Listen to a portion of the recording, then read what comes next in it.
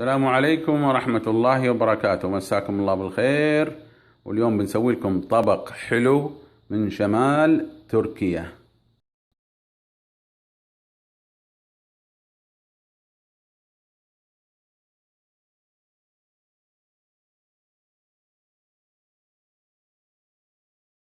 مكونات السوتلاش: كوبين حليب، 5 ملاعق رز مصري مسلوق، كوب سكر، 3 ملاعق نشا، بيضة وفانيلا.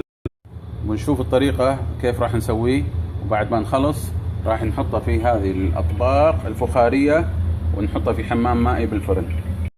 في البداية نجهز الخليط حق النشا، نحط عليه شوي حليب ونحركه، بعدين نضيف عليه البيضة عشان راح نضيفه على الخليط. حطينا البيضة،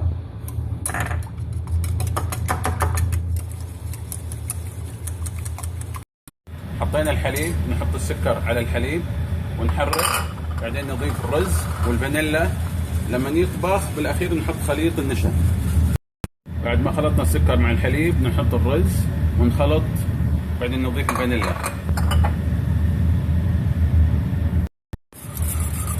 الحين بدأ يغلي الحليب، راح نضيف خليط النشا مع البيض على 3 دفعات ونحرك.